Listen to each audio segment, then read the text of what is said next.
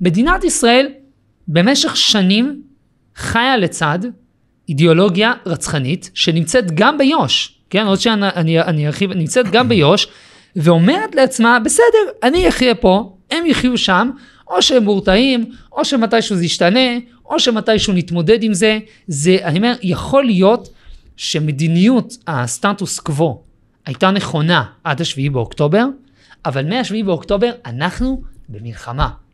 ובמלחמה זאת ההזדמנות למדינות להציב חזון מדיני, אסטרטגי, ולשם שינוי גם להגשים אותו.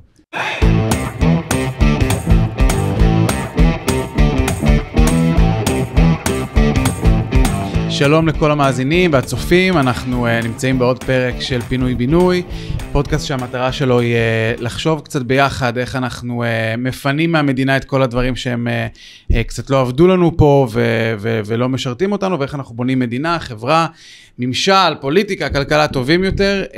היה לנו פה רצף של כמה פרקים סופר מעניינים, ואנחנו מציעים לכל מי שאוהב ומתחבר לעשות כבר עכשיו סאבסקרייב ולדרג אותנו באפליקציות הפודקאסטים. אנחנו היום בפרק מאוד מעניין. קודם כל תודה לאולפני פרוקאסט המדהימים שאנחנו מתארחים פה בקביעות ואוהבים את המקום. אני ברק הרשקוביץ, אנחנו נמצאים פה עם אריאל ויטמן. אריאל, מה שלומך? אהלן, נעים מאוד. יופי, שלום. ויש לנו אורח מיוחד היום, טל לוריה. טל, מה העניינים? מה העניינים? בסדר, גם עוד מעט תציג את עצמך, אבל לפני זה, אני רוצה רגע לפתוח את זה, יש לי שאלה, אוקיי? אתם יודעים שבטוויטר, אם יש יותר תגובות מאשר לייקים, ריישיו. לא, ריישיו זה כאילו אם אתה עושה למישהו תגובה, ואז אתה מקבל יותר לייקים ממנו, נכון? אני חושב שמה שאתה רוצה להגיד זה לא רק בטוויטר, בכל רשת חברתית שאתה מפרסם ויש יותר תגובות מלייקים, כנראה שעשית משהו מאוד מעצבן. כן, משהו מאוד עצבן מישהו, נכון? אוקיי, אז אני העליתי ציוץ השבוע, שבעצם כתבתי שצריך להודות בשלב הזה, שהמאכל הכי טוב מכל החגים היהודיים זה אוזן המן. אוי ואבוי לך. אנשים לקחו את זה כל כך, אתם לא יודעים איזה הודעות קיבלתי בפרטי, אז קודם כל אני רוצה לדעת אם אתם מסכימים איתי או לא. אני באמת מתלבט, לא, אני באמת מתלבט אם לקום ולצאת מהחדר. זה תלוי מה המילוי, נראה לי. לא משנה, זה לא משנה. אבא שלי מאוד אוהב. אבל אם אתה לוקח, נקרא לזה את המאכלים של החגים, ואתה מדרג אותם, לא יודע, 20 הכי טובים, לא משנה במה אתה מלא את אוזן ההמן שלך, בסדר? זה בטוח לא יהיה בטופ. אוקיי, היה שם באמת איזו תחרות קשה עם כמה דברים, אני נגיד גם מאוד אוהב את המרק עם הקנד הלך. לא, זה שנייה, זה מבחינתי בסדר גמור, כן? אני אל תגלה לאשתי, אבל אני אוהב גפילטה פיש, והיא פרסייה ועיראקית, זה לא... נורא והיום, זה כאילו נחות, זה תרבות נחותה. נורא, טוב, אז לקראת פורים אנחנו נכנסים עם המחלוקת הקשה הזאת בעם. אנחנו נתחיל קודם כל מהיכרות טל, הוא מהמובילים של ארגון בשם תמונת ניצחון. השם הזה, תמונת ניצחון, זה משהו שנוגע לאנשים היום מאוד בקיש, כי בחרתם שם מאוד מאוד מסקרן, מאוד מעורר. אז קודם כל בוא תספר לנו קצת על הארגון, עליכם, עליך, ואיך הדבר הזה קרה בכלל.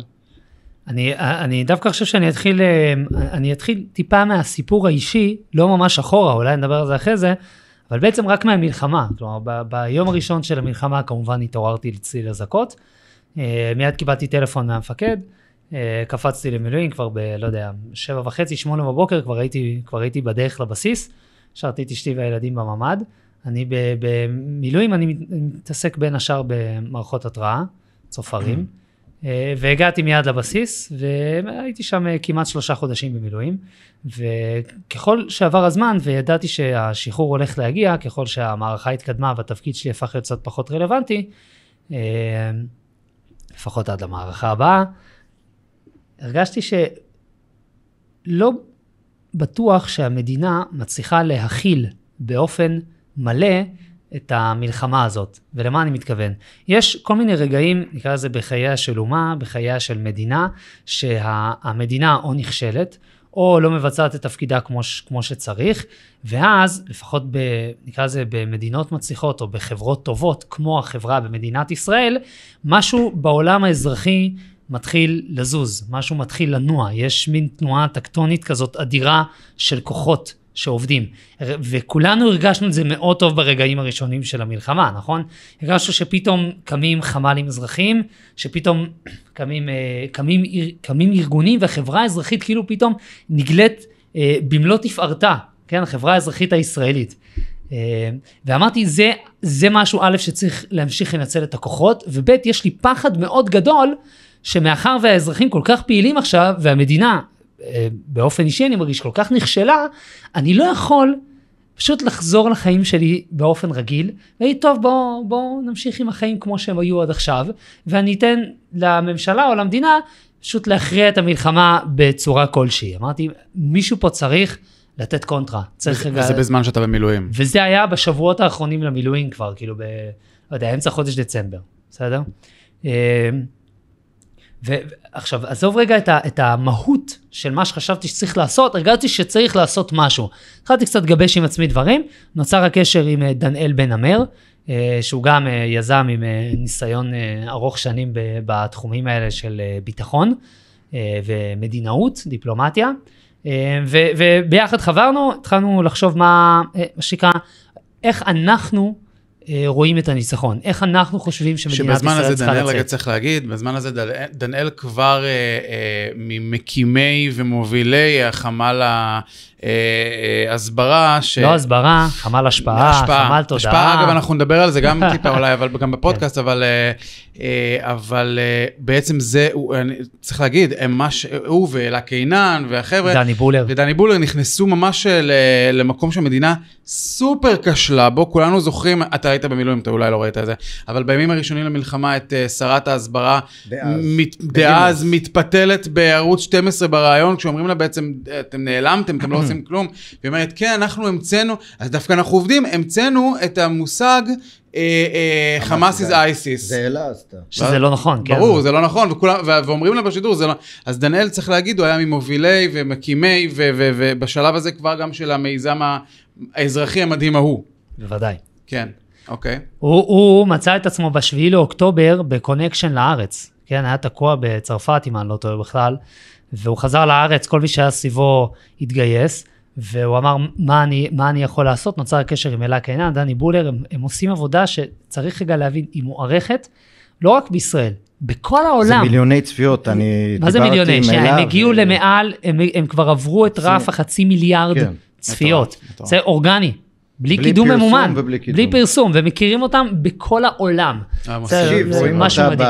בטוויטר, אלה, רואים איזה אנטישמי, באיזה חור, כותב משהו, פתאום אלה מוציצה עם איזו תגובה, כל האנשים שלה באים. זה יפה מאוד. בקיצור, אז נוצר הקשר עם דנאל, ואמרנו שאנחנו רגע, כזה לחברה האזרחית צריכה להיות אמירה, וראוי שתהיה אמירה, איך מדינת ישראל יוצאת מהמלחמה הזאת. ובעצם משם התחלנו גם לגבש את הרעיונות שכבר, כזה או אתה יכול למסד את הרעיונות שגובשו אצל כל אחד בנפרד, בשבועות שקדמו לתחילת הפעילות המשותפת, ואז באמת גם יצאנו לדרך באופן רשמי. אבל רגע, אפשר רק לחדד משהו. בעצם, הארגון כרגע זה רק אתה והוא, או שיש כבר... לא, אני התחלתי ביחד עם דנאל, הצטרפו אלינו עוד לא מעט אנשים טובים שרוצים לקדם ביחד איתנו את הרעיונות, וגם צריך לומר שמאז שיצאנו לאור, הצטרפו אלפי אנשים, בסדר?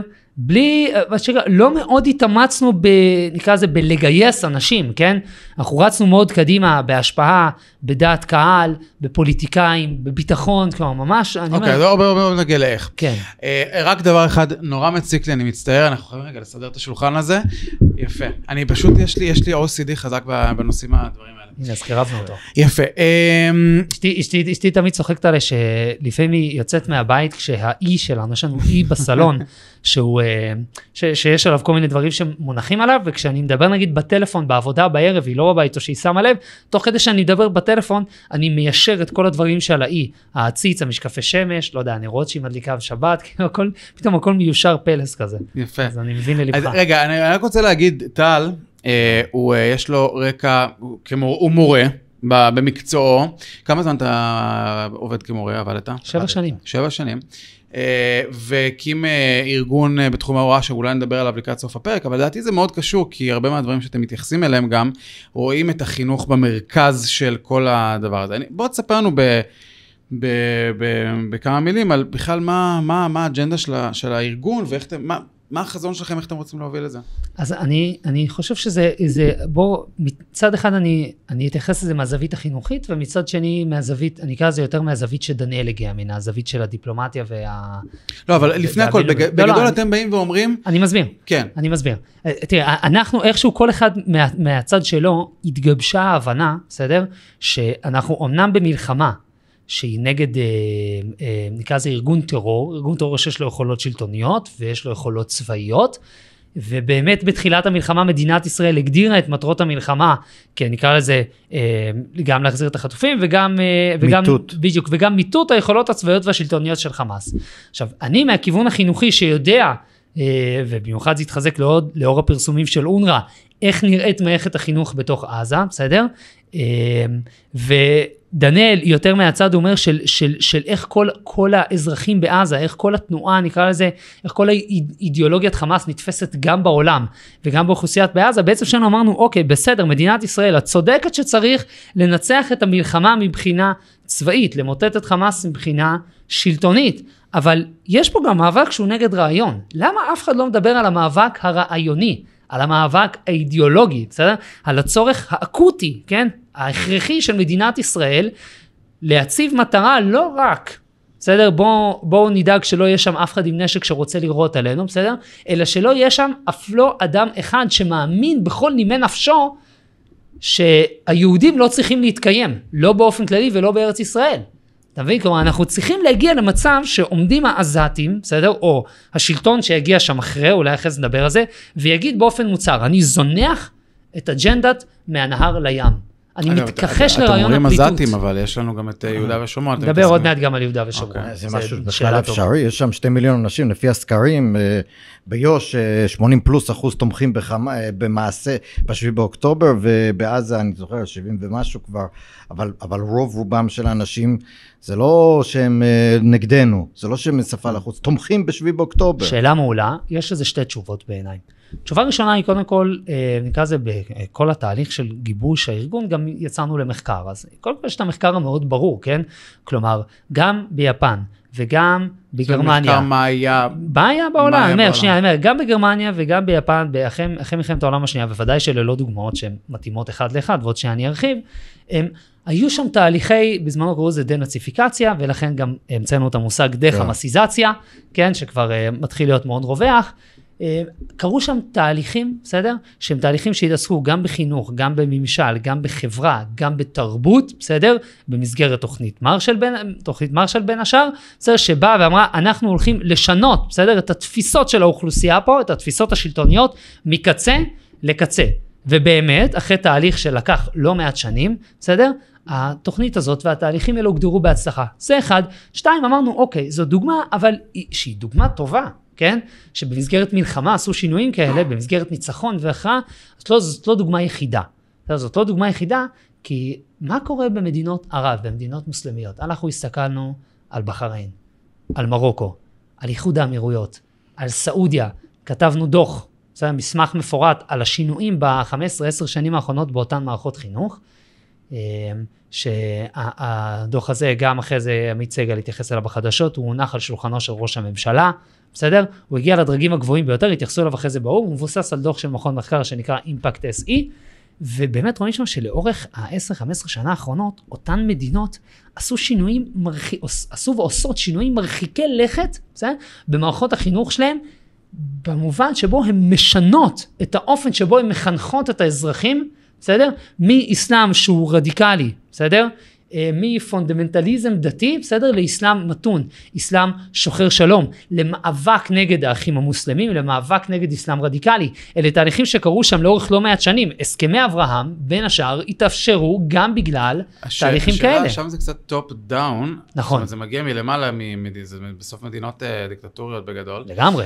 השאלה אם יש איזושהי אינדיקציה שזה גם משפיע בטווח הארוך על התפיסה של הציבור, כי אני אגיד לך גם משהו מעניין שגילו הרבה מאוד, אני נגיד טסתי לאמירויות ברגע שהשלום פרץ לחיינו, הסכמי אברהם, והיה לי מקסים שם וכולי, אבל אני שומע לא מעט על אנשים שדווקא טסו למרוקו בשנה, שנתיים האחרונות. במרוקו תמיד היו ישראלים שטסו לשם, והיה כיף, היה בסדר, אבל הם חשבו שהם טסים למדינה, בגלל שהיה הסכמי שלום, והתפתחות וכולי, והסכמי אברהם, הם חשבו שכל החשדנות והשנאה מאחורינו, והם גילו שהמרוקאים לא מעט מהם עדיין מאוד מאוד שונאים את ישראל. והשאלה אם הדברים האלה יש לנו איזו אינדיקציה שבאמת יש להם השפעה ארוכת טווח מלמטה. ויותר מזה, אם אפשר לחדד מה ככה, אולי לא בדיוק את מה שברק אמר, אבל הרי בסוף המורים שיחנכו את הדור הבא בעזה או ביוש, הם אותם אנשים אין אנשים שם שלא תומכים במעשים האלה. זאת אומרת, מי ילמד? נביא אנשים ממלזיה שילמדו אותם, מי ילמד? תאילנדים. אז רגע אז עוד מעט אולי באמת בהמשך לדבר על הפרקטיקה, אמיר, שאתה קצת לקחת לשם, אבל אני אענה לך ואז אני אשלים את המהלך. אף אחד לא טוען שזה משהו שאפשר לעשות אותו תוך שנה, או תוך שנתיים, או תוך 3, או שהוא אפשרי באופן, נקרא לזה מובהק, ש100% מהאוכלוסייה, כן? וודאי שהדבר הזה צריך להתרחש טופ דאון, צריך להגיע מלמעלה, צריך להגיע מהשלטון, צריך להגיע בכפייה, בסדר? בכפייה, בין השאר, גם על ידי ישראל שתהיה מעורבת באירוע הזה, כן? לא, אולי לא בפרקטיקה, אני לא אשים שם מורים שלי שלמדו בבתי הספר, אחרי זה נדבר על זה, כן? אבל ודאי שזה תהליך שצריך להתרחש, בסדר? הוא לא יהיה מושלם, בסדר? זה ייקח זמן, אבל עכשיו אני רגע מגיע בעצם לחלק השני של האירוע הספציפי הזה, אין לנו ברירה, בסדר? כלומר, זה לא שאלה, מדינת ישראל לא יכולה להרשות לעצמה, בסדר? להיכשל, נקרא לזה בהליך הדרך המסיזציה, בסדר? כי יש שם עכשיו 1.5 מיליון, 2, תלוי איך אתם מסתכלים, אזרחים עזתים, בסדר? אנשים עזתים, שכמעט כולם שונאי ישראל, כמעט כולם עברו דור 2, 3, בסדר? של חינוך למוות יהודים, בסדר? מאחר וככל הנראה, מחר בבוקר הם לא ייעלמו מפה, בסדר? לא משנה איזה תוכנית מדינת ישראל תרצה להוציא לפועל, אף אחד לא יעלים אותה מפה מחר בבוקר, וגם כנראה לא תוך עשור, בסדר? אין לנו ברירה, בסדר? אלא להגיד להם חברים יקרים, אין אפשרות אחרת. תהליך הדרך המסיזציה מתחיל כבר אתמול בבוקר. אבל אני רוצה לחדד משהו, זה לא רק חמאס, זאת אומרת, אם אתה מסתכל על הרשות, שארצות הברית רוצה שתיכנס שם, ומדינות ערב דוחפות לזה, זה לא שהחינוך ברשות הוא איזה דוגמה ומופת לאהבת יהודים, אז אני חושב שאולי, סתם, אולי ההצעה שלי, ותגידי למה זה לא שהמטרה צריכה להיות שהם לא ירצו לרצוח אותנו כי הם סבבה איתנו, אלא פשוט להסביר שהחינוך תהיה שזה לא יעיל נניח למאבק הפלסטיני, או שהחינוך צריך להיות שלא צריך לרצוח אותנו כי זה לא משהו שתועלתני. הרי מבחינה מוסרית אנחנו לא נשכנע אותם כנראה, ולא נצליח לחנך את הדור הבא שלא כדאי לרצוח יהודים כי זה לא משהו טוב לעשות. פשוט אולי צריך להגיד להם, תקשיבו, זה לא כדאי לרצוח יהודים כי ניכנס בכם. אלא אם כן אתה חושב אחרת, יכול להיות שאתה חושב לא, אז אני אומר, יכול להיות שזה פשוט לא ריאלי, אני חושב, לחנך אנשים כאלה, שזה, כמו אמרנו, 3 דורות כבר, 3 דורות, מ-2006 במיוחד, חמאס השתלט שם. כמה זה בכלל ריאלי, אני לא יודע. מדינת ישראל צריכה בעצם להציב לעצמה כמה מטרות שיבואו לידי ביטוי, נקרא לזה בסופו כחלק מהליך הדרך המסיזציה שאנחנו מתייחסים אליו, בסדר? בסופו של דבר היא צריכה להגיד. של העקרונות שאתם הצבתם נכון, אז אנחנו הצבנו כמה עקרונות, אני לא חושב שצריך להרחיב ממש על כולם פה, העיקרון הראשון שהצבנו הוא פירוק אונר"א, שאני לא חושב שצריך להרחיב עליו פה, יש עיקרון שני של הכרעה מוחלטת, צבאית ושלטונית, שגם עליו לא צריך להרחיב, כי הוא ברור לכולם. העיקרון השלישי הוא דרך המסיזציה, ובמסגרת הליך הדרך המסיזציה, כלומר תוצאתו צריכה להיות שהאוכלוסייה והשלטון בעזה, בסדר, מכירים בזכותו של העם היהודי לחיות בארצו בשלום, בסדר? מכירים בקשר בין אלפי השנים שלנו לארץ ישראל. עכשיו, מכירים בכך שהאידיאולוגיה החמאסית היא זאת שהביאה על עזה את החורבן הגדול שהיא נמצאת בו, כלומר העובדה שאתם דוגלים ברעיון הזה, בסדר? ברעיון המעוות הזה של רצח יהודים ושל כיבוש ישראל מהנהר לים, הוא זה שהביא עליכם את האסון הנורא הזה, קצת כמו שהיה בספרי הלימוד ביפן, אחרי מלחמת העולם השנייה, יש תמונות מאוד מפורסמות של ילד יפני יושב עם ספר לימוד מולו, והדבר הזה ממש ממש כתוב שם, כן? ואני אומר, בסופו של דבר גם זניחת רעיון הפליטות, בסדר? והדרישה לזכות השיבה. מדינת ישראל במשך שנים חיה לצד אידיאולוגיה רצחנית שנמצאת גם ביוש, כן, עוד שאני ארחיב, נמצאת גם ביוש, ואומרת לעצמה, בסדר, אני אחיה פה, הם יחיו שם, או שהם מורתעים, או שמתישהו זה ישתנה, או שמתישהו נתמודד עם זה. אני אומר, יכול להיות שמדיניות הסטטוס קוו הייתה נכונה עד השביעי באוקטובר, אבל מהשביעי באוקטובר אנחנו במלחמה. ובמלחמה זאת ההזדמנות למדינות להציב חזון מדיני, אסטרטגי, ולשם שינוי גם להגשים אותו. ואנחנו באמת קוראים למדינת ישראל לעשות את זה. אז זה בעצם כל ההליך של הארגון שלנו שמתייחס לדברים, נקרא לזה לתהליך שצריך להיעשות ברצועת עזה. יש עוד נושא שאפשר ואולי צריך לדבר עליו עוד מעט, וזה נקרא לזה זהות הגורם שיעשה את התהליך הזה, או מי יכולים להיות... רגע, עוד לפני כן, אולי אני רק רוצה להגיד משהו, דילגת על שאתה אמרת, לא צריך לדבר. אני חושב שכן צריך לדבר, כל מה שאתה אומר על די-חמאסיזציה, /די-נאציפיקציה, כי אני חושב חמאס בגדול, זה סוג של אידיאולוגיה נאצית, אפשר ממש להקביל את זה, תורת גזע, תורת זה, הכל כאילו זה, אבל כדי להגיע לזה, צריך קודם כל לנצח, כאילו אתה לא יכול להביא, אי אפשר לא לנצח ולעשות די-נאציפיקציה. ודבר שני, על אונר"א, אני חושב שזה לא קונצנזוס שצריך, בקרב אפילו דרגי המקצוע הישראלים, שצריך בזמן הזה לפרק את אונר"א. זאת אומרת, אתה ממש... אבל הבעיה היא שבקרב גורמי המקצוע הישראלים, באמת, זה אולי לא כל כך זה, אבל הציבור הישראלי לדעתי שם לחלוטין. נכון, עכשיו אני מתעסק, נקרא לזה, מהמיקוד שלי הוא השפעה על דעת הקהל הישראלית, בסדר? כלומר, אני רוצה...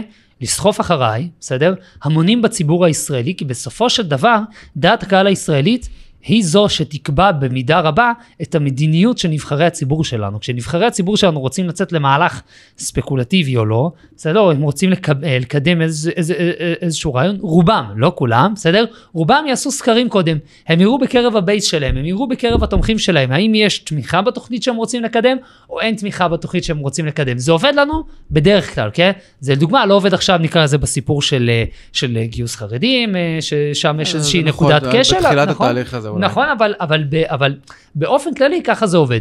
עכשיו, הסיפור של סגירת אונר"א, יש שם באמת איזשהו כשל מובנה בין ההבנה בציבור הישראלי, שאונר"א הוא ממש ארגון טרור בעצמו. הצבא אומר 450. נכון, ולכן צריך לסגור אותו, לבין ההתנגדות של חלק מגופי המקצוע, וחלק מגופי הביטחון, ההתנגדות לסגירת אונר"א, אני חושב לא מתוך איזושהי אמירה רעיונית, אלא מתוך איזושהי אמירה פרקטית, מי שיחליף טוב וכל מיני קונספציות מוזרות כאלה, אתה צודק, פשוט אני אומר... היו לכם פגישות עם אנשים, אמרת שנתניהו קיבל למשל את הדוח, אבל למשל על נושאים ספציפיים בתוך, למשל על אונר"א, הרי אנחנו שומעים שבתוך הצבא, זה לא, אני לא מגלה פה איזה משהו חדש, יש באמת ויכוח, האם למשל על אז כשהם שחררו את ה-12 שמות, בזמנו של חבר'ה שהשתתפו ב7 באוקטובר מתוך אונר"א, אמרו שהצבא התלבט, כי אז אולי לא צריך להפסיק את המימון לאונר"א, שאז מלא מדינות התחילו להפסיק, כי מי יחלק את, כמו שאמרת, מי יהיה גורם אם לא אונר"א. אתם מדברים עם אנשים שם שמנסים לשכנע שם מעבר למה שאנחנו, מעבר לדעת הקהל. אז זהו, אז קודם כל אנחנו נפגשים ונפגשנו עם הרבה מאוד גורמים, חלקם אפשר לחשוף, חלקם לא, אבל אני באמת חושב, כלומר, כשאנחנו יצאנו לדרך, הצבנו בפנינו יעד, בסדר? שהוא בגדול תהליך הדחמאסיזציה ברצועת עזה. אונר"א הוא נקרא לזה הוא צעד מקדים להליך הזה. עכשיו, האם יש לנו רעיונות פרקטיים לאיך ומי צריך להחליף את אונר"א? האם יש לנו רעיונות ישימים לאיך צריך לעשות את זה? התשובה היא שכן. אבל אומר, ברש גלי אנחנו לא יוצאים, נקרא לזה, בקריאה הזאת או בתוכנית הזאת, כי האמת, שיש מספיק ארגונים וגופים שמתעסקים זה, כלומר, בזה אנחנו לא מיוחדים, כולם יודעים את זה. בעצם אין מה לשכנע וגם אין מה להציג תוכנית, כי גם כל מי שרוצה להחליף את אונר"א יודע איך להחליף אותה, ולדעתי גם התפ"ש יודעים איך אפשר להחליף את אונר"א, פשוט כרגע, מדינה לא קבעה לעשות את זה. לגבי הניצחון, בזה אני מסכים איתך, יש מלא, אני ראיינתי את עינת וילף, למשל. בוודאי, עינת וילף היא בעיניי אגדה. היא כהנת האונרה. אבל אני רוצה לשאול על הניצחון, אנחנו נמצאים בזמן מאוד מאוד מוזר, מלא קולות שאומרים שאנחנו בדשדוש, כמו שאמרנו, אי אפשר להגיע לדינציפיקציה בלי לנצח. יש לנו את כל העולם בעצם שלוחץ על ישראל לעצור, היום דווח שארצות הברית אומרת לישראל, תעצרו בלי עסקה בכלל, תעצרו, לתת הזדמנות לעסקה, בלי לקבל תמורה, תעצרו לשבוע, לא זוכר כבר כמה ימים, והם ממש לא רוצים שנסיים את העבודה ברפיח, זה ברור לכולם, ויש גם ארגוני צבא, זאת אומרת, ארגונים של אלופים לשעבר, מכוני מחקר, שדוחקים בישראל לעצור, זאת אומרת, זה על השולחן, והשאלה שלי היא, דעת הקהל לגמרי רוצה שננצח, בזה אין ספק, כמו שאמר, אולי קצת פחות מאונר"א בגלל החטופים וזה, אבל עובדתית בינתיים, נראה שדרג המדיני מאוד מתלבט בזה, מאוד מתלבט. אני רוצה לחדד שאלה פה, גם כי ראיתי משהו שכתבתם בטוויטר, שכתבתם, אני לא זוכר את הניסוח המדויק, אפשר למצוא את זה, אבל בעצם, וגם באתר לדעתי, שבעצם קצת ניסיתם לקחת את השיח ולהגיד, זה לא, הניצחון לא יזבנג וגמרנו, זה לא שיהיה רגע אחד שנוציא את הראש של סינואר, או את החטופים, או את נתקע דגל ברפיח, ושם יהיה הניצחון, אלא הניצחון באמת, התמונת הניצחון שאתם בעצם מציעים פה לציבור, היא משהו שיקח יכול להיות שנים, צריך פה עבודת עומק של דמסיזציה ושל פירוק מוסדות כמו של אונר"א, והצעה של משהו חלופי וכו'. מצד שני, היום שמעתי הבוקר את יעקב עמידרור, שאני מאוד מעריך אותו אגב, תראה את אותו פעם? לעיתון, כן. לעיתון? כמה פעם. צריך להביא אותו לפה.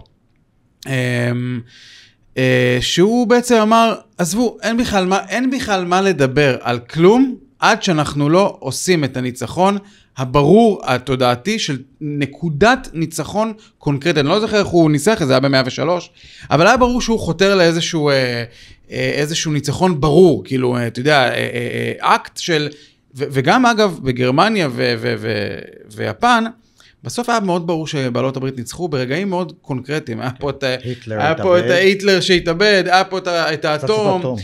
אלה שני דברים שהניצחון היה ברור. ורק אחרי זה אמרו, טוב, בואו עכשיו נתחיל לדבר עכשיו על הספרי לימוד אולי וכו'.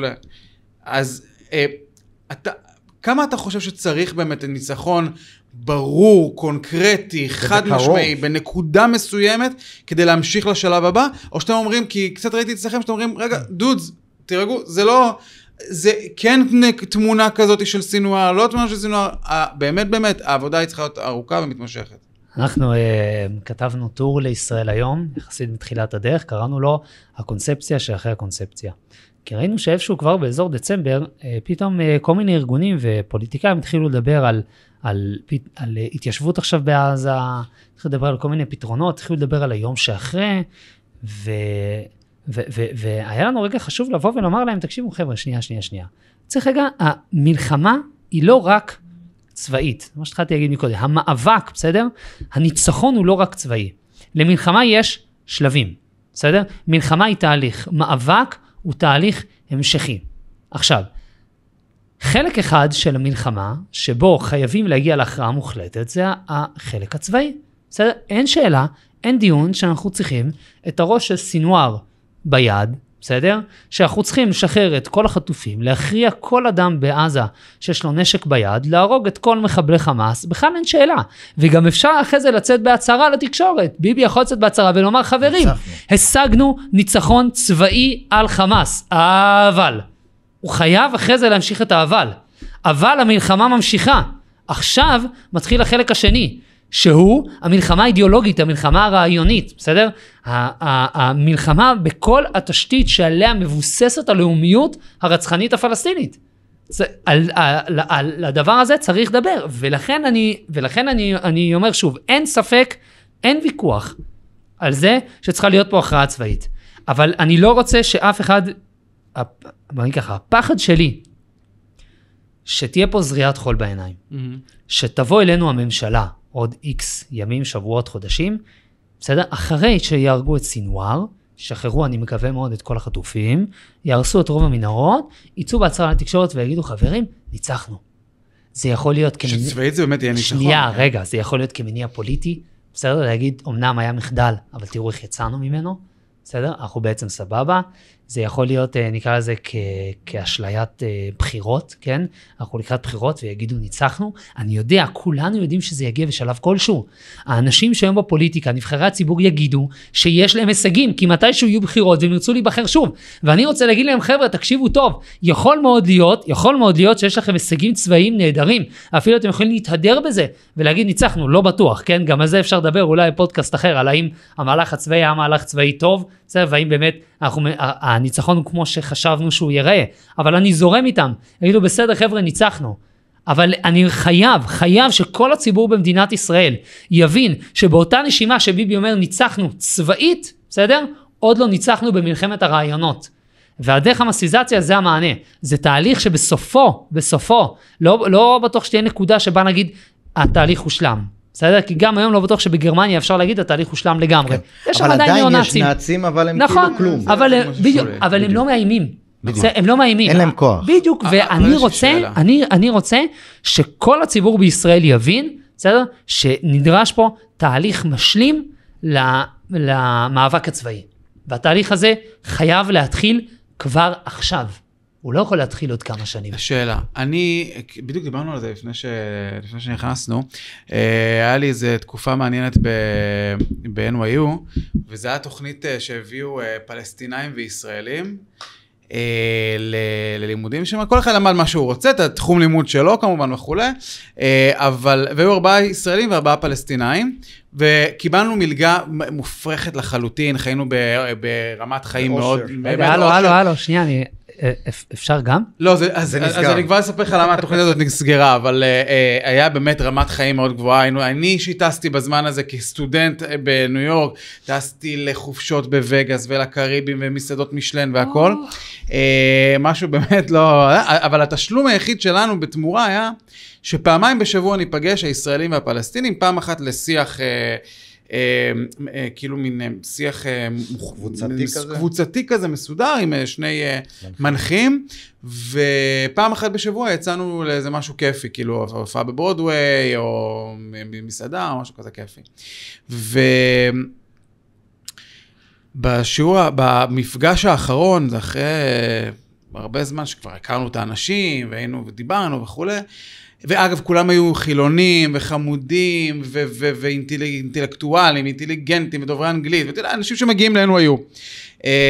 ובמפגש האחרון, הבחורה, דעתי הכי מתונה שם אפילו, כאילו כולם היו, אבל הכי מתונה אמרה, תקשיבו, היה מקסים באמת להכיר אתכם הכל, אבל בסוף אנחנו נעיף אתכם. כמו שאהפנו את הבריטים, כמו שאהפנו את הטורקים, בכוח כשנוכל או לא בכוח, אתם תעופו, ואם לא אתם הילדים שלכם, ואם לא הם אז הנכדים שלהם. ובאיזשהו מקום הבנתי שבמובן הכי עמוק של האתוס הפלסטיני, עצם הנוכחות שלנו פה היא נוגדת היא נוגדת את כל העקרונות של הצדק האנושי, וזה דבר שהוא... התודעה שלהם זה שזה ייגמר. עכשיו, השאלה שלי, כשזה כל כך עמוק, ומגדיר בצורה כל כך עמוקה את התפיסות ואת הזהות של קבוצה כל כך גדולה, האם זה לא נאיבי קצת לכוון כל כך גבוה? הלוואי שכן, אני לא יודע, אבל... אני רוצה לחדד רק משהו שעינת וילף הזכרנו. אז היא אמרה משהו מאוד נכון שאליי, היא אמרה, כל הזהות הלאומית הפלסטינית בנויה על דבר אחד בלבד, על שלילת הקיום של היהודים בארץ ישראל. זאת אומרת, אם אחרת, מה ההבדל בינם לבין הירדנים או המצרים או לא יודע מי? ההבדל היחידי, בעיקר בינם לבין הירדנים, הדבר היחידי, הרעיון המכונן של הלאומיות הפלסטינית, גם מתי פעם ראשונה קראו לעצמם פלסטינים, זה אחרי 64 לדעתי, התנועה אש"ף קמה. וכל הרעיון של אש"ף היה להעיף את היהודים מארץ ישראל, לבטל את מדינת ישראל. אז כשזה הרעיון המכונן שלך כלאום, אז איך אתה, אני חוזר לשאלה שברק. אתה חושב שזה לא קצת לכוון גבוה מדי? אז תראה, אני חושב שלפני, כשמדינת ישראל קמה, בסדר? ובאו ותקפו אותנו בשלב הראשון, ערביי ארץ ישראל, נכון? בשלב השני תקפו אותנו צבאות ערב מסביב. ואחרי זה ב-67, או עד לפני תקופת הסכמי השלום, כולם תקפו אותנו, היה ברור לנו שמצרים, שירדן, שסוריה, לבנון, עיראק, לכולם יש מטרה אחת. מה המטרה של כל המדינות האלה? להשמיד את כל היהודים ולהעיף אותם לים. היום, בסדר? אנחנו נמצאים במציאות אחרת. היום אנחנו הגענו למצב, בגלל עוצמתנו, כן?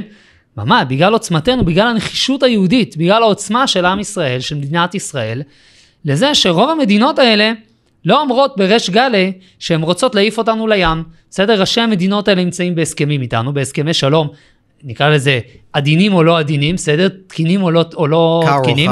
נכון, וברור שמה שנקרא, ההיסטוריה מתקדמת לכיוון חימום יחסים עם אותן מדינות, ופחות נקרא לזה קירור יחסים ומלחמה חוזר. מי בכלל העלה על דעתו, בסדר? את הסכמי השלום בשנת 48. כן. אני אומר, בכלל אף אחד לא חלם. עכשיו, אם הגענו אז, אם אז היינו במצב... דיבורים על סעודיה פתאום, זה דבר שהוא לא היה נתפס לפני עשור, אגב, לא 48 לפני עשור. עכשיו, תחשוב שבשנת 48, שנת 60, שנת 67, כמה מוסלמים היו סביבנו שרצו להרוג את כולנו, בסדר? 200 מיליון? 300 מיליון? כמה נשארו היום כאלה? 2 מיליון בישראל? 4 מיליון? שנייה, אז לכן אני אומר, אני כמדינה, בסדר? וכחברה, אני לא מפחד להציב חזון שאני מאמין בו, בסדר? ואחרי זה להיאבק בכל כוחי על לוודא שהחזון הזה מתקיים. זה דבר ראשון. יש קשר לוגי עם זה. רגע, שנייה, אני רק אשלים את התהליך. אז אני אומר, אז אחד, בעיניי זה אפשרי, כי זה קרה בעבר בהרבה מדינות, בסדר? בהרבה מדינות ערב סביבנו. זה קרה בגרמניה ויפן. תהליך הדה-רדיקליזציה קרה בזמן האחרון במדינות ערב המתונות, סעודיה, איחוד האמירויות, בחריין, מרוקו, ואם אני מחבר את הדבר הזה, לזה שגם פשוט אין לנו ברירה אחרת, כלומר, אנחנו חייבים לוודא שזה יתקיים, כי אם לא, 7 באוקטובר יקרה לנו פה שוב פעם, בסדר? אם אני מחבר את שתי הנקודות האלה יחדיו, אז אני באמת חושב שהדבר הזה אפשרי, ועל זה אני נלחם. אני רק רוצה להעיר משהו שאולי לא קשר לוגי, אולי זה לא המילה נכונה, אבל כל המדינות האלה שהזכרת הן מדינות דיקטטוריות. ואם אתה עושה, כשרואים סקרים של החברה המצרית, של החברה הירדנית, של החברה הסעודית, אחרי 7 באוקטובר, משהו כמו 90+% מהסעודים תמכו בחמאס. כן, אבל הם לא מגויסים, להשמדתנו. הסיבה היחידה שהם לא מגויסים זה שהשלטון, יש לו אינטרס לדאוג שהם לא יהיו מגויסים. כמה זמן? ולמה סעודיה השתה את שיחות הנורמליזציה מישראל? זה, עזוב, זה מס שפתיים. לא, בסדר, המס שפתיים, אבל זה אומר משהו, סליחה. אני רוצה להגיד את דעתי, אני רק אומר, זה מראה שהדיקטטור הערבי, לא משנה איפה הוא נמצא, תמיד גם מתחשב באיזשהו מקום בחברה שלו, ולכן תמיד יהיה לך את המשחק הזה. מה שקורה בשטחים, נקרא לזה בעזה בעיקר, זה שאין דיקטטור, וחמאס יעוף, ואין לך, אתה רוצה לשנות את החברה, לא את השלטון בהכרח. זאת אומרת, אתה אומר, אתה צריך לשנות את שתיהם, אתה אומר. והחברה לא בטוח שתזרום איתך, זה מה שברק אומר, הם פשוט שונאים אותנו. אני לא שואל אותם. אבל אתה רוצה לשנות אותם. לא, שנייה, ברור. אף אחד לא חושב שההליך הזה, א' יהיה פשוט, ב' שהוא יהיה מושלם, ג' שהוא יהיה דמוקרטי. בסדר? אני לא הולך להציע לפלסטינים מחר בעזה, לעשות בחירות דמוקרטיות לשלטון מתון. כי ודאי שזה לא יקרה. זה גם לא יקרה עוד 5 שנים וגם לא עוד 10 שנים. זה לא יקרה. בסדר? אני אומר, אין שאלה שהתהליך הזה הוא חייב להיות תהליך כוחני. הוא צריך להיות בכפייה. זה לא דיון. בגרמניה זה היה בכפייה? כן. ודאי, בגרמניה זה, ביפן זה היה בכפייה. ובדיוק כמו שאמרת עכשיו, גם במדינות ערב, התהליך הזה הוא בכפייה. לאחר מספיק שנים שהתהליך הזה יהיה בכפייה, גם החברה משתנה. ראה ערך איחוד האמירויות. בוא נדבר רגע, אנחנו רוצים להתקדם טיפה. בוא נדבר רגע על פרקטיקה. איך אתם מקדמים את החזון שלכם? מה הוויקל זה העיקריים שאתם מקדמים אותו? אז אני אומר, קודם כל, כפי שאמרתי מקודם, נקרא לזה, המנוע העיקרי שלנו זה השפעה על דעת הקהל הישראלית. בסדר? אני באמת מאמין גדול בזה שאם אנחנו, אני לא יודעת כמה צריך לשכנע פה, כן, אבל אם אנחנו נעלה את המודעות בקרב הקהל הישראלי לצורך, בסדר, של מהלך משלים למהלך צבאי מלחמתי, בסדר? הדבר הזה ישפיע בסופו של דבר גם על מקבלי ההחלטות. אני חייב להגיד לך שאני בכלל לא חושב שאתם צריכים לשכנע את הציבור הישראלי, כי הוא שמה, רק אתם צריכים לתת לו את התחושה, את הוויז'ן שיראה פרקטי, שיראה אפשרי, כי כולנו רוצים לעשות דרך המסיזה, דנאציפיקציה לך על הנאצים. כולנו רוצים, לא כולנו כולנו חושבים על זה. לא, ברור, אבל אני חושב שפשוט צריך להציג איזשהו חזון, וזה מעניין, ברמה הפרקטית, איך זה יכול לבוא לידי ביטוי בצורה שהיא אפשרית והגיונית. אתה יודע, גם הזדמנות לשאול אותך באמת, כי אנחנו נורא מתקשים כחברה וכמדינה להסתכל 5 שנים קדימה. 5 שנים קדימה, שנה קדימה לפעמים. הממשל נורא מתקשה לתכנן קדימה. את המטרו אנחנו לא בונים. די, כבר כל המדינות בנו. בחייאת, הייתי ב... הוא בא ממערכת החינוך, הוא יודע... הוא בא ממערכת החינוך. הייתי פעם ראשונה שהייתי באתונה, נדהמתי, כי אתונה היא לא עיר... יוון היא לא מדינה עשירה, אנחנו תמיד צוחקים על יוון. קצת תמיד אמרו יוון, ספרד, מדינות עניות, בוא נה, המטרו שם מדהים, ואנחנו מתקשים לחשוב שנה קדימה, 5 שנים קדימה, שלא לדבר על 20 שנה קדימה, ואני חושב שהשכנוע העיקרי שלך, ואולי זאת הזדמנות לדבר על באמת איך זה בא לידי ביטוי, לישראלים זה שגם תוכניות כאלה שהן גרנדיוזיות, של עשרות שנים קדימה אולי, ומצריכות המון מאוד משאבים, והתגייסות, ויציבות, ופוקוס על המטרה. שכל זה אין כאן. שכל זה נורא לא ישראלי, אנחנו מדינת חפלפ, באמת, אנחנו המדינה הכי שכונה, תכלס, בוא נגיד את האמת. 6 שנים, איך עושים את זה? איך עושים את הדבר הזה? קודם כל, מה שקרה, קודם כל, אני מסכים עם הביקורת, בסדר, שאנחנו מדינה שכונה, ומדינה שלא מתכנת קדימה, וכן הלאה וכן הלאה, מצד אחד. בסדר? מצד שני, מדינת ישראל, עוצמתית, חזקה, חיה, קיימת, בועטת ונושמת. בסדר? זה אומר שזה נס. אני לא חושב שזה נס. כן. אני חושב שבמידה רבה, בסדר? זה בגלל כוחות אזרחיים בחברה, לאו דווקא בגלל הפוליטיקאים, בסדר? ברור, רגע, ברור. אבל גם כשצריך, מדינת ישראל והפוליטיקאים והמגזר הציבורי, בסדר? מה שנקרא, יודעים לעשות את העבודה כשצריך לעשות אותה, אם הם מקבלים מספיק את התמריץ מהשטח. זה מה שאני חושב. עובדתית, היסטורית, אנחנו פה. בסדר, מה שנקרא, אנחנו על המפה, אנחנו נשארים על המפה, מדינת ישראל לא הולכת לשום מקום. אז כאילו אני אומר, יש המון בעיות, המון כשלים שצריך לתקן, דברים שפוגעים לנו ברווחת החיים באופן מהותי, בסדר? אבל אני פשוט לא לוקח את זה למקום, נקרא לזה פסימי, כן? ביחס שלי למדינה. זה דבר ראשון. אולי קצת שאריות, נקרא לזה של החינוך הדתי שגדלתי בו, כן? איפה גדלת? אני גדלתי ביישוב שנקרא מעלה לבונה, ולמדתי בישיבה תיכונית, וזה, אז כאילו אני אומר, יש שם בחינוך הדתי, נקרא לזה התייחסות מאוד, מאוד, מאוד, מאוד אופטימית למדינת ישראל, לאופן שבו היא באה לידי ביטוי, בסדר, ולאופן שבו היא משפיעה על העולם, בדיוק וכאלה. אז יש תקופות שאני יותר ציני כלפי זה, ויש תקופות שפחות. סבבה, זה דבר ראשון. דבר שני צריך להבין, השפעה על דעת קהל זה תמיד נקודת ההתחלה, בסדר?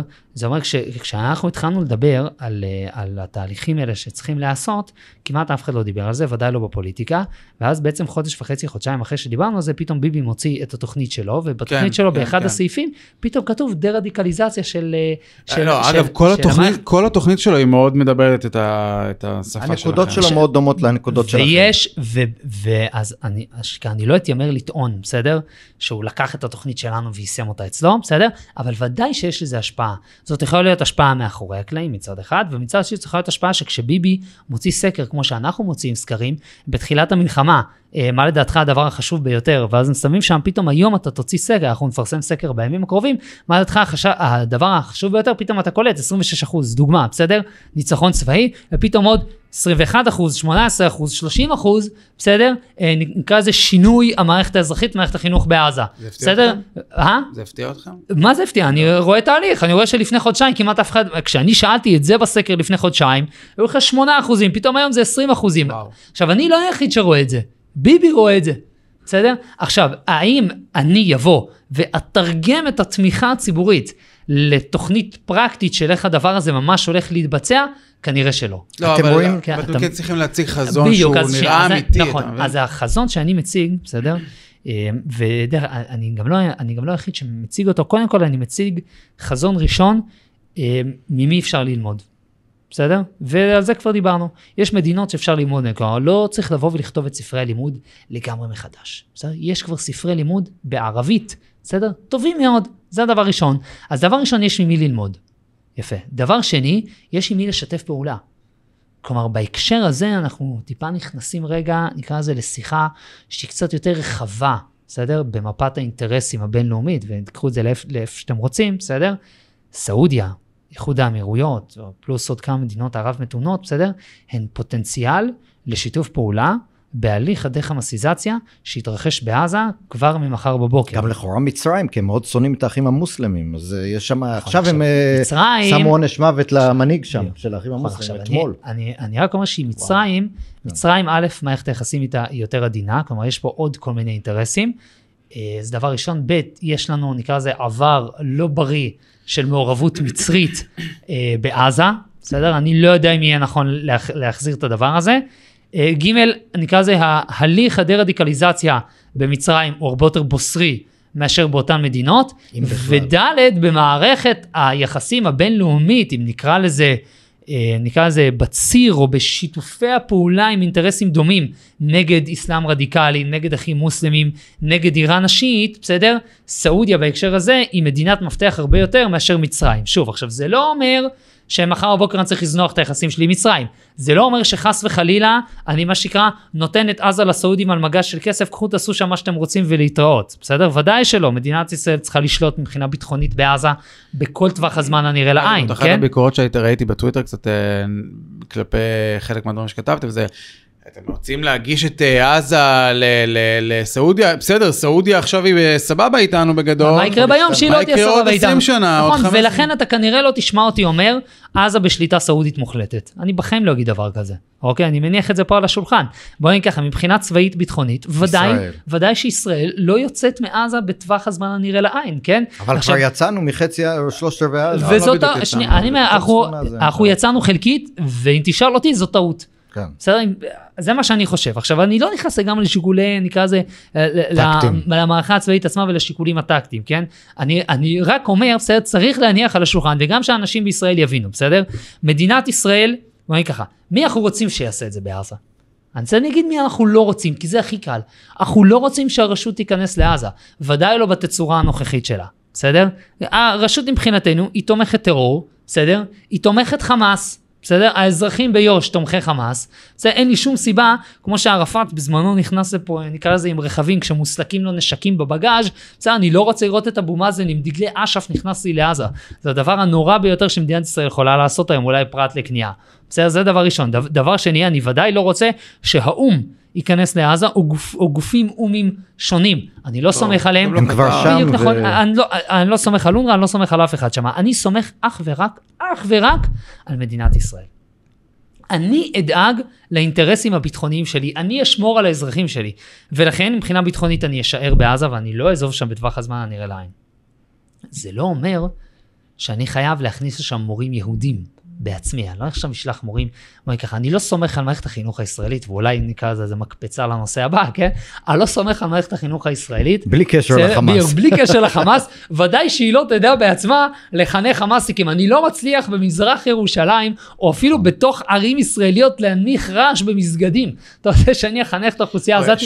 רגע, אבל שנייה, אני רק אשלים את המהלך, אני כן צריך לפקח, להיות אחראי, להציב תנאים, ובמידה רמה גם לשתף פעולה, בסדר? עם מדינות אחרות שיכולות לקחת חלק בתהליך הזה. אוקיי, קודם כל רק לגבי מצרים, אנחנו שכחנו שבתחילת המלחמה היה שם רצח של 2 יהודים. היה שם פיגוע? לא, זה לא היה בסיני, זה לא היה בסיני. זה היה בקהיר, זה היה ליד קהיר. או קהיר או ליד קהיר. שוטר פלסטין. זה היה 2 אנשי ביטחון. שאחד זה רצח, אחד כיסה, ודי... הם לא אוהבים אותנו שם. לא אוהבים אותנו בקהיר במידה רבה, מצד שני כאחד שהיה עשרות ימים בסיני סיני לא, רגע, שנייה, בשנים האחרונות, הרי כל מי שעובד בסיני, תראה, אני לא ערביסט, בסדר? אני ישראלי יהודי שדואג לאינטרסים שלנו, אבל...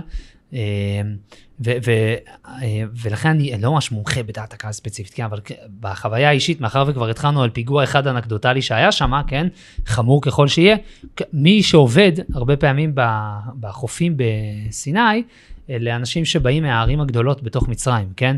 סטודנטים, עניינים, כל מיני אנשים כאילו שבאים לעבוד שם לתקופה מסוימת, לא רק הבדואים של סיני. כמו שפעם היו אנשים הולכים לעבוד באילת, בדיוק, נכון, אותו דבר. לא קורה נראה לי. לא, פשוט אנחנו כמדינה התפתחנו מבחינה כלכלית, והיום העובדים פה זה עובדים זרים, שזה בסדר. לא, אבל בסקרים במצרים הם לא מתים עלינו. שנייה, אז אני אומר, אז מה שקרה, היו שם חבר'ה שהיה ממש אחת לדבר איתם כיהודים. אתה צודק שבסקרים, ודאי שאתה צודק, שמצרים עוד לא שמה. בואו נתקדם.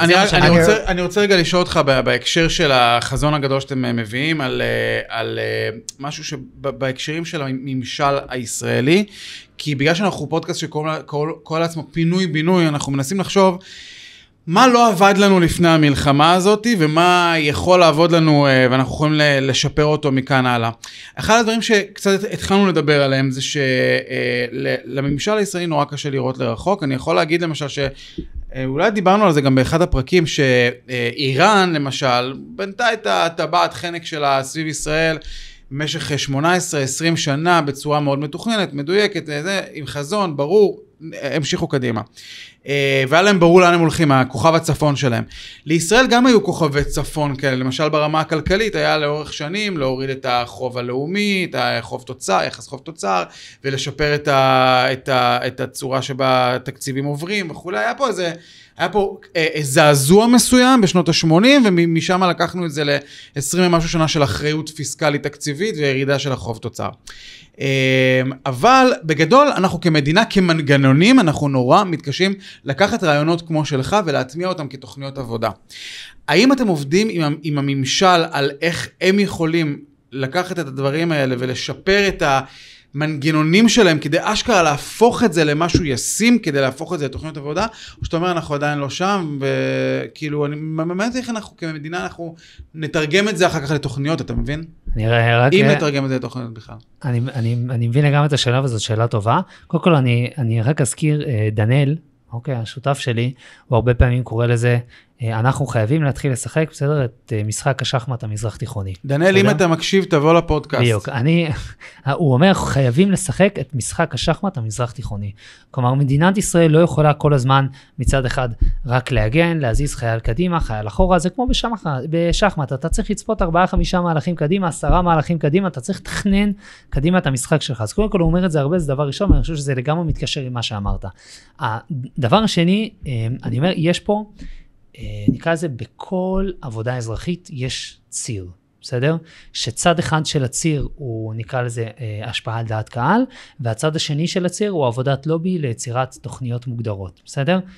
כשאנחנו יצאנו לדרך בציר שלנו, היינו רק בהשפעה על דעת קהל, בסדר? וככל שהזמן עובר, אנחנו כארגון, בסדר? נקרא לזה רוכבים על גלי ההצלחה, כלומר על גלי דעת הקהל, בסדר? בתמיכה ציבורית, בסדר? מ-100% השפעה ל-100% נקרא לזה קידום תוכנית מוגדרת. אנחנו ממש לא שם, אנחנו עדיין הרבה יותר קרובים לאזורי ההשפעה, ובעיניי בעת הנוכחית, כשאנחנו תוך כדי מלחמה, זה בעיניי, זה גם הדבר הנכון כרגע לעשות, כן? כי לבוא מראש בתור אנשים, אני שנייה אולי קצת מכניס אותנו לתוך העולמות של איך ארגון עובד, כן? לבוא מראש וישר להציב תוכנית, כן? בלי שהרבה אנשים מבינים מה אתה אומר, בלי שלגמרי יודעים לסוף דעתך, לא בטוח שזה חכם. האם בסופו של דבר אני רוצה להיות זה שיכתוב את התוכנית עצמה? כנראה שלא. האם אני, כי זאת לא המומחיות שלי, אבל אם אני ארצה להיות זה, בסדר? שמוודא שמדינת ישראל מגדירה חזון, מציבה יעדים, וקובעת אסטרטגיה למימוש אותם יעדים, בוודאי שכן. רציתי לשאול, אמרת שאתם עושים גם סקר עכשיו, ובגדול, האם אתם רואים שבחלק מהדברים, למשל פירוק אונר"א, או פירוק אונר"א זה פחות זה, אבל נגיד למשל על די-חמאסיזציה של ספרי לימוד, או בכלל תוכניות לימוד, או למשל הניצחון הכולל, שהזכרת שלא נכנס לזה יותר מדי, למרות שלדעתי זה כן קריטי להגיע לזה לפני שנדברים, או מבצעים את התוכניות הנוספות, אבל האם ראיתם שיש הבדל בין המחנות במדינת ישראל, המחנות הפוליטיים? זאת אומרת, האם נגיד, למשל דיברנו על זה שנתניהו לקח הרבה מהנקודות שאתם העליתם, לא יודעים לקח מכם, שוב, פשוט לקח נקודות שגם אתם העליתם, וסיפר אותה, אבל במשך הרבה מאוד זמן אמרו, נתניהו לא מתעסק ביום שאחרי, ואז הוא בא עם התוכנית הזאת. אבל מי שכן התעסק ביום שאחרי, היו כל מיני גורמים, נקרא לזה מהמחנה הפוליטי השני, אז שהביאו רעיונות מאוד שונים ממה שאתם הבאתם במסמך, במה שראיתי שכתבתם. האם אתה רואה שיש יותר התלכדות סביב הנקודות שלכם, ועזיבה של רעיונות שהוא בחודשים הראשונים למלחמה ניסו להחדיר כאן? איזה רעיונות לדוגמה? אתה מדבר על הקמת מדינה פלסטינית? למשל, מדבר על החדרת הרשות לתוך עזה, אני מדבר על, יש דברים עכשיו בהקשר של המלחמה, אני לא יודע, אני לא ראיתי שדיברתם על זה, אבל למשל, ממש כניעה לחמאס, יש על זה דיבור מאוד גדול. אגב, מהצד השני, אני זוכר שהרבה חבר'ה שלנו דיברו על, לא רק התיישבות, דיברו על טרנספר, טרנספרצון, ועידוד הגירה וכו'. עזוב את זה, אני אתן לך דוגמה על הצד השני אפילו. דיברו ממש על ההתחלה, אני זוכר, התחילו להחדיר על הטלוויזיה, כולם תמורת כולם. זה היה כאילו, האישיו של הרבה מאוד בצד של, נקרא לזה, הצד שמחה במחאת בלפור. אפשר ממש לעשות את זה אחד לאחד. או למשל דיברו על הפסקת המלחמה, עכשיו דיברו על זה בחודשים האחרונים, בתמורה להחזרת החטופים. הפסקת המלחמה זה אומר שלא מגיעים לכל הדין החמאסיזציה הזאת, כי לא מנצחים את החמאס, כאילו פשוט הוא יחזור מרפיח וישתלט בחזרה על כל הרצועה. יש רעיונות שהם חזקים מאוד ומנוגדים מאוד לתוכנית שלכם, כי כדי להגיע לדיחמאסיזציה, גם אם מישהו תומך למשל, כמו שדיברנו כאן, על שינוי יסודי של מערכת החינוך ברצועה. אי אפשר לעשות זה עם החמאס עוד בשלטון, זה נראה לי ברור לשלושתנו, ואם אתה אומר שצריך לעצור את המלחמה, ולעצור זה אומר לסיים אותה, ותמורה לחטופים למשל, אם חמאס יסכים, אז אתה לא רוצה לנצח את החמאס, ואתה לא תגיע בכלל. השאלה אם אתם רואים באמת איזה תמיכה ברעיונות שלכם, כמשהו שהוא אולי יותר חזק מתגבר לאחרונה, פחות. התחרות בין רעיונות. אז קודם כל צריך לומר, הרבה מאוד, נקרא לזה, מהרעיונות הקיצון, נקרא לזה כמו החזרה מיידית של הרשות הפלסטינית, או נקרא לזה התיישבות מחודשת, או גירוש של כל הפלסטינים מעזה, בהנחה שזה ישים, כן, אני לא מדבר כאילו כחלום הרבה אנשים היו רוצים, בסדר? אבל בהנחה שזה ישים, או שזה יבוא לחשבון דברים אחרים, הם לכתחילה בעיניי רעיונות שהם לא מאוד רווחים, לא אז, ולא היום. לדוגמה, הסיפור של שתי מדינות היום, בסדר? הוא כאילו כמעט אף אחד בציבור הישראלי לא תומך בזה, אולי זה יחזור. ועכשיו, ולכן אני אומר, חלק מהרעיונות אני יכול, מה שקרה, אני אתנגד להם באופן פומבי, כי הם ממש, נקרא לזה, ממש נוגדות את המטרה שלי. חלקן אני אתעלם מהן, כי הם לא כל כך משמעותיים, אז למה לתת לזה במה? כלומר, טקטית זה לא נכון. וחלקם זה באמת שאלות קשות, כלומר בסופו של דבר באמת ייתכן, נגיד בסוגיות של חטופים, בסדר? בסוגיות של המשך המלחמה, יכול מאוד להיות שמדינת ישראל תצטרך להכריע, בסדר? נקרא לזה בין מטרה שלי לבין מטרה אחרת, אוקיי? אני לא חושב שנקרא לזה מתפקידי להגיע לביבי וזה, ולהגיד לו תקשיב, X חטופים אפשר תמורת דרך המסיזציה, X-1 חטופים לא. כן? אני לא שמה, אני פשוט רוצה, בסדר? להניח, בסדר? שאת כובד המשקל גם על עוד דברים שעד היום לא התייחסו להם כל כך ברמה הפוליטית, כדי שכשהם יגיעו לקבל החלטה, שהחלטה קשה, החלטה כואבת שנוגעת למלחמה, ליום שאחרי לחטופים, בסדר? כל מערך השיקולים יהיה מולם, בסדר? והם ידעו שלכל אחד מהדברים האלה יש תמיכה ציבורית מסוימת. זאת בסוף המטרה פה. מעניין מאוד. כן, אבל שוב אני אומר, בסוף, מה ששאלתי היה יותר על דעת הקהל, כי אתה גם אמרת כאן לאורך כל הדרך, ואני חושב שזה נכון, שכדי להניע מהלכים, במיוחד כשלאורך שנים היינו במסלול אחר, אתה צריך להניע דעת הקהל, גם אם מסכימה איתך, אתה צריך להניע אותה ולהסביר לה שהיא צריכה לפעול, שזה אפשרי. כלומר, אתה אומר נתונים, אם יש מישהו שתמך בשתי מדינות, ועכשיו הוא כבר לא תומך, והוא תומך מה שאני אומר. אני מדבר עכשיו שיש הפגנות ממש, שקוראים לעשות דברים הפוכים ממה שאתה קורא. עכשיו בסדר, אתה לא רוצה להתאמת מולם, אני מבין, וגם אני לא אוהב להתאמת מול זה. אבל אני כן אומר שכדי לבצע את מה שאתה אומר, אתה צריך לשכנע עוד אנשים, שגם יצאו להפגין על הדברים האלה. וזאת העבודה. נכון, אז אני שואל, האם אתה רואה בנתונים, נגיד האווירה סביבכם וסביב הרעיונות האלה, שיש התגברות ואתם מצליחים לשכנע גם אנשים שעל הגדר בהקשר הזה. הבנתי, התשובה היא שכן. לפי הסקרים התשובה היא שכן, בסדר? אתה רואה ממש עלייה, בסדר? מכל המגזרים, מכל הדעות, מכל המפלגות, כן, בסדר? חוצה מפלגות. בתמיכה ברעיונות האלה, ודאי שסביב אזורי המרכז ימין, בסדר? נקרא לזה, זה לא שכנוע, העלאת המודעות היא יותר פשוטה, בסדר? אבל נקרא לזה, העלייה היא רווחת בכולם. אגב, יש משהו שהפתיע אתכם בסקרים ובמחקרים שלכם? משהו שהפיל אותך מהכיסא, או שהפתעת, או שלא חשבת?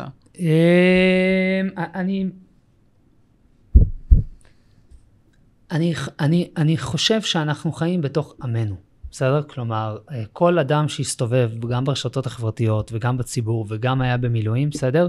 ראה, נקרא לזה, ראה את עוצמת השבר, בסדר? את עוצמת האובדן, בסדר? כלפי, נקרא לזה, כלפי חמאס, וכלפי כל האירוע שקרה לנו. אני באופן אישי מאוד, מאוד הופתעתי מהירידה הדרסטית, בסדר? בתמיכה מיידית, ברעיון שתי המדינות.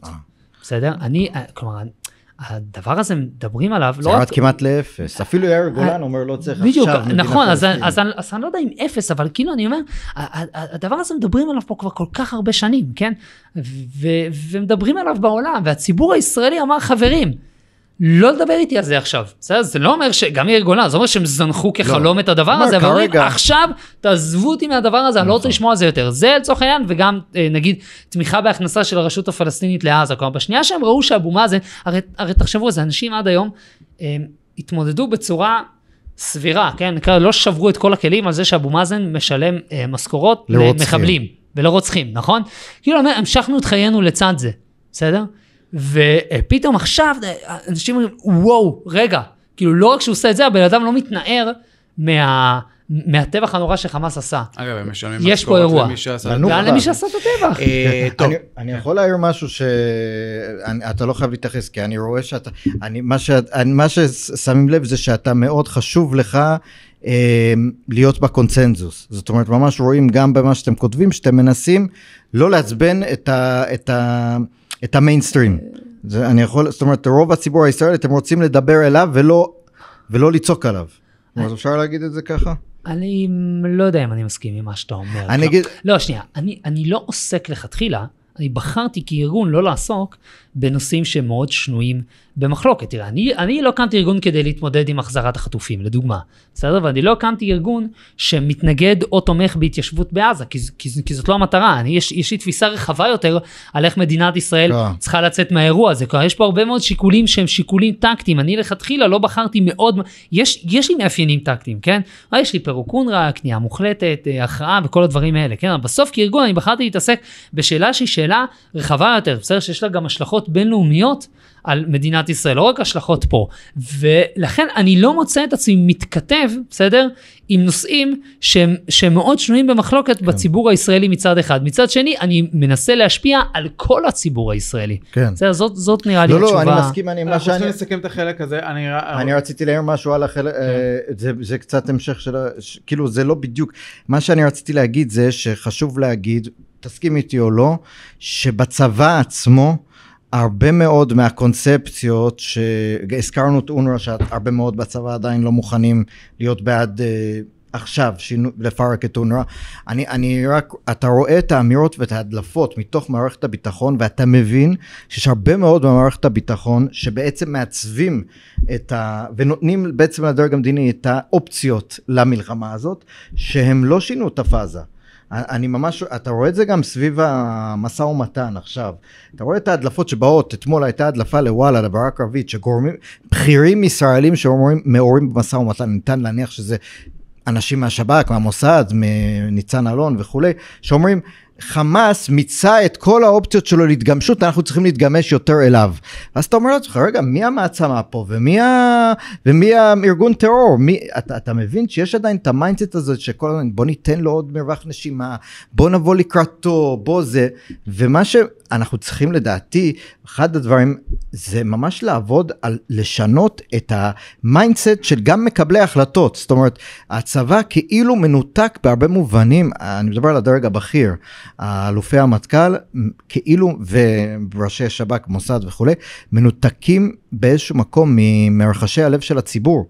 אז כשטל והארגון באמת מבורך, ואני מסכמתי כמעט כל מה שהוא אמר כאן, באים ומנסים לשנות דעת הקהל, צריך להגיד שחלק מהפקידות הבחירה נקרא לזה בהקשר הזה, אולי זה דור מדבר, אולי זה גם דור מדבר של משהו ש... לא, אבל כמו במקומות אחרים, דורנו במערכת המשפט, אחד הדברים הכי גדולים, בלי קשר לרפורמה אפילו, זה שהרבה מהפקידות הבחירה לא מתכתבת עם מה רוב המוחלט של הציבור חושב בכלל. ולכן פינוי-בינוי, בסדר? כן. באמצעות בהקשר הזה ספציפי, באמצעות הכוח של החברה האזרחית. נכון. אני רוצה לסכם את החלק הזה בגדול, בעצם הבשורה הגדולה של הארגון שלכם, זה שאתם באים ואומרים, רגע, דודס, ננצח, סבבה, זה חשוב, אנחנו נעשה את זה וזה צריך, אבל בואו גם נחשוב קדימה, ובואו נחשוב עכשיו לראשונה, אולי מאז שהתחיל הסכסוך הישראלי-ערבי, נחשוב על באמת משהו עמוק, משמעותי, ארוך טווח, של דה-חמאסיזציה, אבל זה בעצם אולי לא רק חמאסיזציה, אלא בכלל לא יודע איך לקרוא לזה. דה-לאומיות פלסטיניזציה. דה החלק הזה של הלאומיות הפלסטינית, של שנאת יהודים וחוסר הקבלה שלנו כאן. אגב, מתכתב עם קיר הברזל של ז'בוטינסקי, חייבים להודות. וניקח את זה כמשהו זה. אני רוצה שנייה ברשותכם, לנצל את ההזדמנות שטל איתנו כאן, לדבר טיפה על נושא חינוך. אנחנו דיברנו המון על החינוך בספרי לימוד הפלסטינים, אנחנו נעבור לנושא שנוי במחלוקת לא פחות. כמו שאומרים, להבדיל אלף אלפי הבדלות. להבדיל אלף הבדלות, אבל שנוי במחלוקת אולי אפילו יותר בחברה הישראלית. מערכת החינוך הישראלית. טל מורה, וגם הקים... היה מורה. מורה, איך דני בולר אומר, יש לי פה עוד מה שנקרא, עוד אזכור טוב, כשאתה מורה, אתה מורה. זה לא משנה אם היום אתה נכנס לכיתה או לא, אבל היום אני ממש לא נכנס לבתי ספר ביום. אז אבל מורה שהקים ארגון שנקרא מורים מובילים שינוי, תספר על זה ממש בכמה משפטים לא יותר, ואז אנחנו רגע ניצול איזה 2-3 שאלות בנושא. סבבה. אני איפשהו אחרי 2-3 בהוראה הייתי נורא מתוסכל שמדברים על זה שהשכר של המורים נמוך ושהמורים מסכנים, וישבתי וקיבלתי את אחד תלוש שכר שהוא היה סבבה יחסית בזמנו, והרגשתי מה זה טוב כאילו בעבודה, הרגשתי שמעריכים אותי, שאוהבים אותי, שיש לי גם יוקרה, שאני מסתובב ברחוב, אנשים אומרים לי אתה מורה, אני גאה להגיד שאני מורה, כאילו אני לא מתבייש בזה. אמרתי, למה הארגונים המעצבנים האלה כל הזמן אומרים לי שאני כזה מסכן? אני לא מסכן. פתחתי בלוג שנקרא יומנו של מורה, די מהר הוא עורר שערה, נקרא לזה במערכת החינוך הישראלית, כי אמרתי דברים שהם היו קצת שנויים במחלוקת, ואנשים לא ממש אהבו אותם, ועם הזמן זה התגלגל להקמה של ארגון שנקרא מורים מובילים שינוי, בסדר, שבגדול חרט על דגלו, נקרא לזה, הארגון צריך לומר, הוא נשען על ערכים, בסדר? ליברליים, על ערכי חירות, בסדר? חרט על דגלו, בסדר? מצד אחד, נקרא לזה, יותר הגמשה, בסדר? ופתיחה של שוק החינוך הישראלי, מבחינת מגוון בתי הספר שנמצאים פה מצד אחד, ומצד שני, הטמעת עקרונות של שוק חופשי בתוך מערכת החינוך הציבורית, שזה גם אוטונומיה למנהלים, בסדר? וזה גם נקרא לזה התאגדות חופשית בהקשר של ארגוני המורים, וגם דמוקרטיזציה של ארגוני המורים. וגם שיטת השכר, לא? כן, נכון, זה כלול בתוך זה, אני אומר על רגל אחת, היו לנו הצלחות מאוד משמעותיות, גם חשיפה של תקציבים של ארגוני המורים, תלושי שכר של אישים בתוך ארגוני המורים, גם נקרא לזה השפעה מאוד מסיבית ומשמעותית על הסכמי השכר שנחתמו זה מכבר בשנתיים האחרונות, הכנסה של חוזים אישיים, של גמישות למנהלים, ממש אני אומר, פעלנו כארגון לובי עם תמיכה לא מעטה בקרב המורים בישראל, והשפענו באופן, אני חושב שאנחנו ארגון המורים הראשון מאז קום המדינה, שהיה מעורב בשינוי וניסוח סעיפים בהסכמי השכר. זה ממש, אז האמת, זו ממש הייתה הצלחה. היום, אני כבר לא מנכ"ל של הארגון, יש מורה אחר, והארגון הזה ממש נקרא, זה גדל בימים אלה. מדהים. אני רוצה לספר שלאריאל יש פודקאסט, אנחנו כל הזמן עושים לו קידום חסר בושה פה.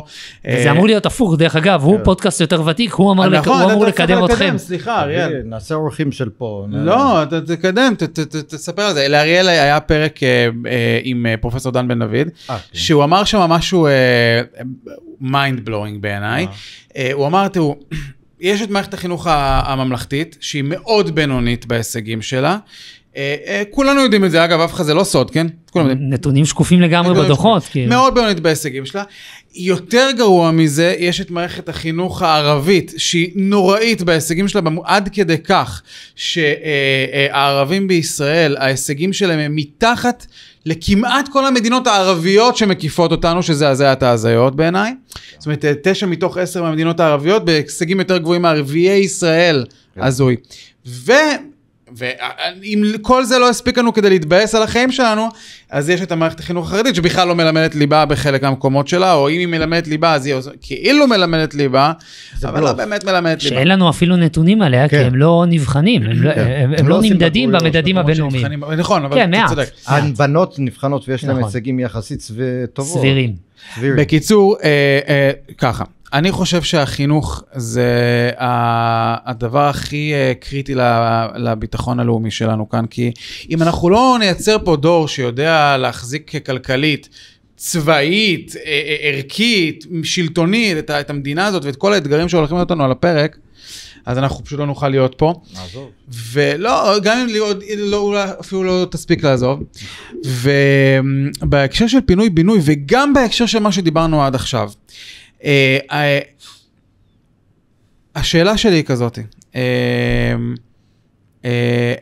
למה אנחנו כל כך מתקשים כמדינה לעשות מעשים שהם טיפה מעבר הרי מה כל הזמן קורה בתחום החינוך? אז יש איזה מאבק, אז מוסיפים עוד כמה שקלים.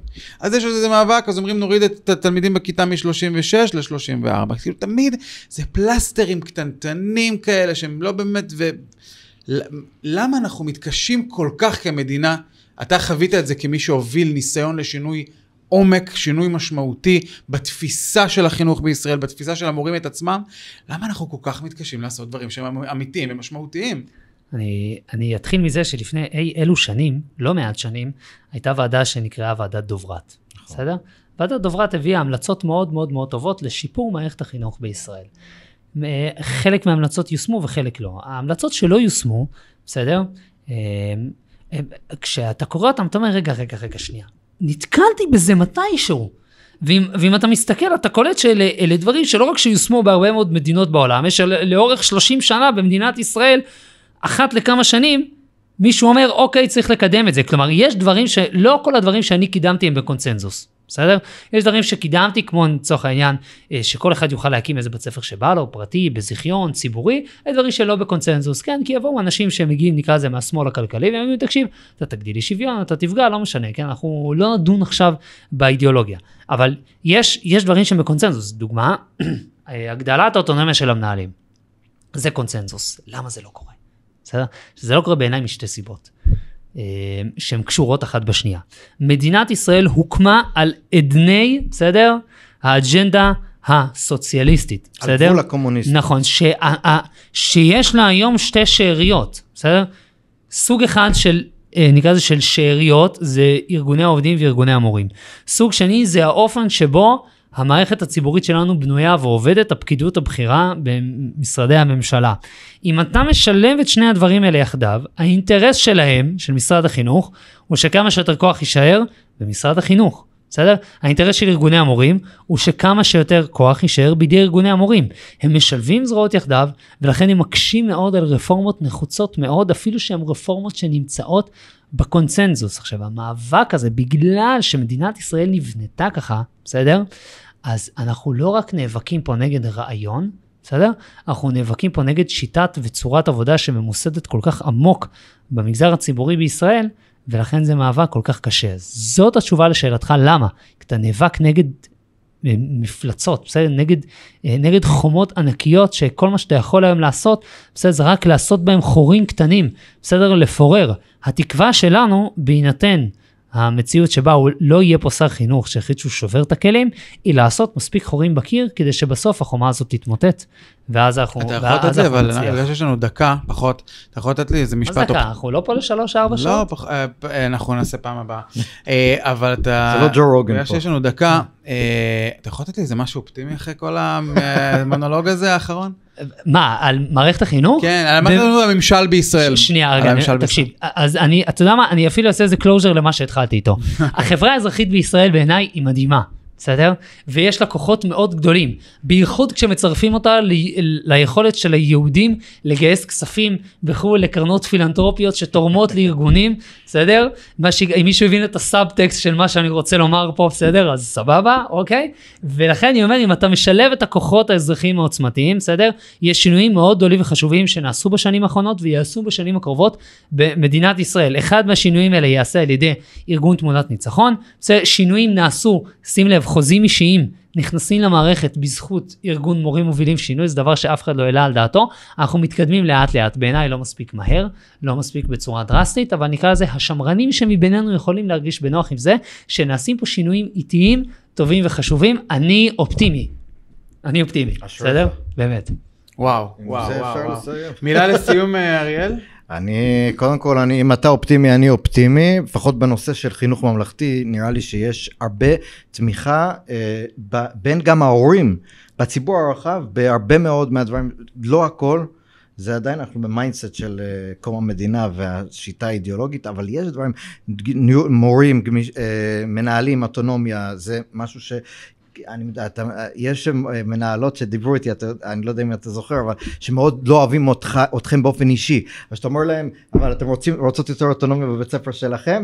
בטח! אז כאילו יש אני חושב שיש מקום לאופטימיות בדברים האלה. אז אנחנו רוצים עם משהו אופטימי, מי שעוד לא עשה את זה תוך כדי הפודקאסט, להיכנס לאתר של תמונת ניצחון, וראיתי שיש לכם טוויטר מאוד מאוד פעיל, וגם ראיתי אפילו אולי, אני לא זוכר אם ראיתי אתכם ביוטיוב, אבל בעוד כל מיני מקומות.